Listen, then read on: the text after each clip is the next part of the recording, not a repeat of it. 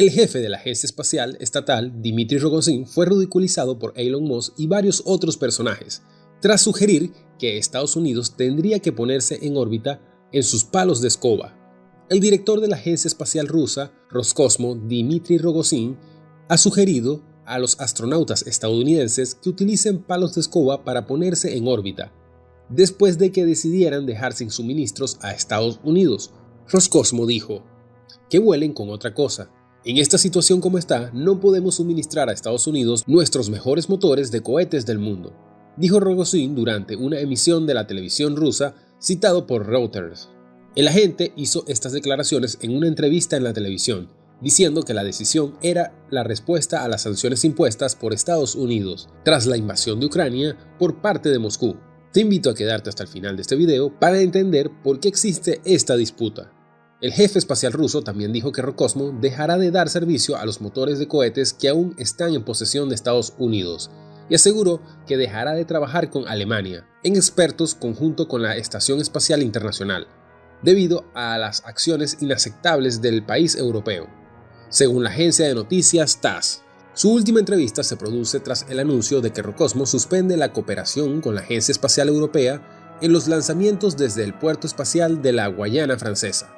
Según el jefe de Roscosmos, Rusia ha entregado 122 motores RD-180 a Estados Unidos desde la década de 1990, de los cuales 98 se han utilizado para impulsar vehículos de lanzamiento Atlas.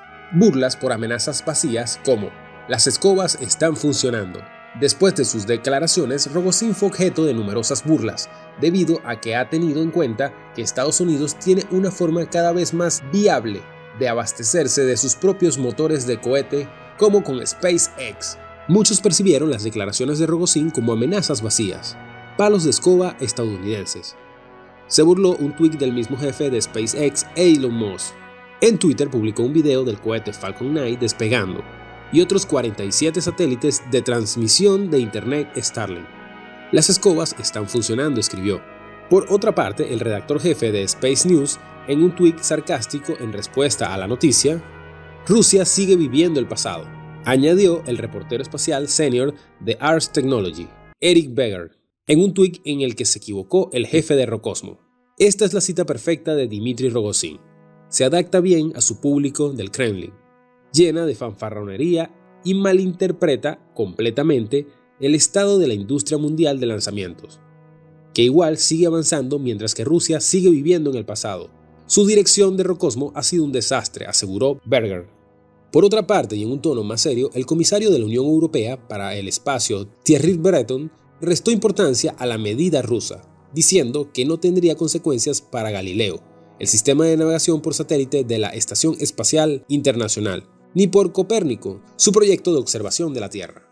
Según los expertos, la NASA tiene otras contratistas, como Northrop Grumman, en lo que confían para las piezas de los cohetes. Además, la agencia se ha distanciado constantemente de depender de cohetes de fabricación rusa desde hace años. ¿Cuáles son los mejores motores espaciales, los de Rusia o los de Elon Musk? ¿Cómo son los motores RD-180 de Rusia? Su precio es de más de $10 millones y tiene un empuje de 380 toneladas. Cuentan con una cámara de combustión dual y un diseño de doble boquilla, basado en una versión anterior que sirvió para poner en marcha algunos vehículos de lanzamiento soviético. Como combustible usan una combinación de oxígeno líquido y un queroseno refinado conocido como RP-1. Se han usado durante años para impulsar multitud de lanzamientos en Estados Unidos. Actualmente, por ejemplo, estos motores de cohetes son una parte esencial de los Atlas V de la NASA. De hecho, la primera etapa de estos vehículos están impulsados con un solo motor RD-180. No es la primera vez que la Agencia Espacial Estadounidense cuenta con cortes de suministro procedentes de Rusia.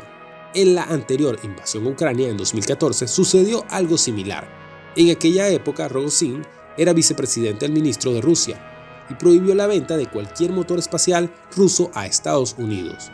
Fue un duro golpe para el país norteamericano, que desde ese momento comenzó a idear formas de no depender de la infraestructura rusa hasta ese punto. Y ese anticipo puede ser el que haga las cosas algo más sencillas en estos momentos. ¿Cómo son los motores Raptor de Elon Musk? SpaceX confirmó que actualmente cada uno cuesta más de $2 millones. pero espera que esa cifra se reduzca 10 veces gracias a la producción en serie. Cada motor podría costar unos 200.000 de fabricación y producir 200 toneladas de fuerza. El coste por tonelada de fuerza equivale a unos $1.000. Los motores Raptor están diseñados para ser utilizados 1000 veces. El coste por tonelada de cada vuelo equivaldría a $1. Equivalentes son unos cálculos muy general y sin tener en cuenta a otros costes, como el mantenimiento o los imprevistos que puedan surgir. Sin embargo, nos da una idea aproximada de lo barato que resultará hacer vuelos interplanetarios dentro de poco, si todo va según el plan previsto por SpaceX. La Agencia Espacial Rusa dejará de suministrar motores para cohetes a Estados Unidos en respuesta a las sanciones occidentales, dijo hoy el jefe de Roscosmos, Dmitry Rogozin, en una entrevista con la televisión pública. Hoy hemos tomado la decisión de cesar las entregas de motores para cohetes producidos por Energomash a Estados Unidos. Permítanme recordarles que este suministro ha sido bastante intenso desde mediados de la década de los 90, dijo Rogozin. Estados Unidos pone freno a los ataques ucranianos en territorio ruso. Misiles y drones del Kiev han sido disparados contra objetos en el país invasor, pero Washington presiona para evitar una escalada bélica. La crisis ruso-ucraniana de 2021-2022 tuvo sus inicios en marzo y abril de 2021, cuando Rusia reunió alrededor de 100.000 soldados y equipo militar cerca de su frontera con Ucrania, lo que representó la mayor movilización de fuerzas desde la acción de Crimea por parte de este país en 2014. Esto precipitó una crisis internacional y generó preocupaciones sobre una posible invasión. Las imágenes de satélite mostraron movimientos de tropas, misiles y otras armas pesadas. Las tropas se retiraron parcialmente en junio. La crisis se renovó en octubre y noviembre de 2021, al concentrarse nuevamente más de 100.000 soldados rusos cerca de la frontera en diciembre. La crisis en curso se deriva de la prolongada guerra ruso-ucraniana que comenzó con disturbios a principios de 2014. En diciembre de 2021, Rusia presentó 2 borradores de tratados que contienen solicitudes de lo que denominaron garantías de seguridad, incluida una promesa jurídica vinculante de que Ucrania no se uniría a la Organización del Tratado del Atlántico Norte, OTAN, y una reducción de las tropas y el equipo militar de la OTAN, establecidas en Europa del Este, y amenazó con una respuesta militar no especificada si esas demandas no se cumplían en totalidad. La OTAN rechazó estas solicitudes y Estados Unidos advirtió a Rusia de sanciones económicas rápidas y severas, en caso de que siguieran introduciéndose a Ucrania. La crisis también se concentró en la guerra en curso en el Donbass, y algunos comentaristas la han descrito como una de las más intensas desde la Guerra Fría. El 21 de febrero de 2022, Rusia reconoció oficialmente las 2 regiones separatistas en el este de Ucrania, la República Popular de Donetsk y la República Popular de Lugansk, como estados independientes, y desplegó tropas en el Donbass, en un movimiento interpretado como la retirada efectiva de Rusia del Protocolo de Minsk. Las repúblicas disidentes fueron reconocidas en los límites de los respectivos oblast de Ucrania, que se extienden mucho más allá de la línea de contacto. El 22 de febrero, Putin dijo que los acuerdos de Minsk ya no eran válidos. El mismo día, el Consejo de la Federación autorizó por unanimidad el uso de la fuerza militar en el exterior. En la mañana del 24 de febrero, Putin anunció que Rusia estaba iniciando una operación militar especial en el Donbass y lanzó una invasión a gran escala en Ucrania. El presidente del Estado Mayor Conjunto, Mark Milley, habló con el comandante en jefe de las Fuerzas Armadas de Ucrania, Rusia Konchak, para analizar el entorno de seguridad actual en Europa del Este. El mismo día, Milley tuvo una conversación con el jefe de Estado Mayor General de las Fuerzas Armadas de la Federación Rusa, Valery Gerasimov, el ministro de Relaciones Exteriores de Ucrania, Dmytro Kuleba, y el secretario de los Estados Unidos, Antony Blinken, discutieron el agravamiento de la situación del Donbass.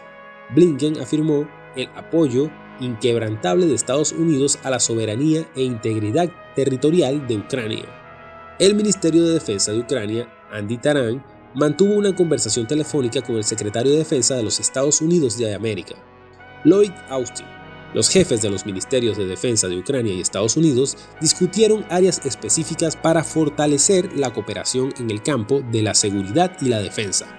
Lloyd Austin expresó su preocupación por las acciones recientes de la Federación de Rusia y aseguró al Ministerio de Defensa de Ucrania que están dispuestos a apoyar a Ucrania en el contexto de la agresión en curso de Rusia a Donbass y Crimea.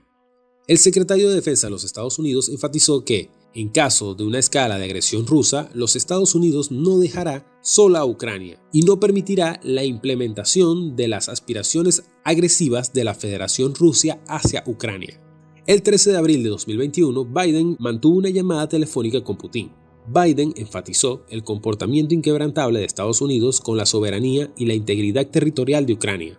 Biden también expresó la preocupación de Estados Unidos por la repentina acumulación militar rusa en la Crimea ocupada y en las fronteras de Ucrania, y pidió a Rusia que reducieran las tensiones. Biden y Putin acordaron reunirse con un tercer país en los últimos meses para discutir. Y hasta aquí queda el video de hoy. Por último, te invito a dejar tu like si te gustó este video y que te suscribas a este canal para estar enterado de todo lo que estaremos subiendo. Y antes de despedirme, te invito a que te des una vuelta por los videos de este canal, en especial que veas estos dos que te dejo en pantalla. Nos vemos en una próxima ocasión.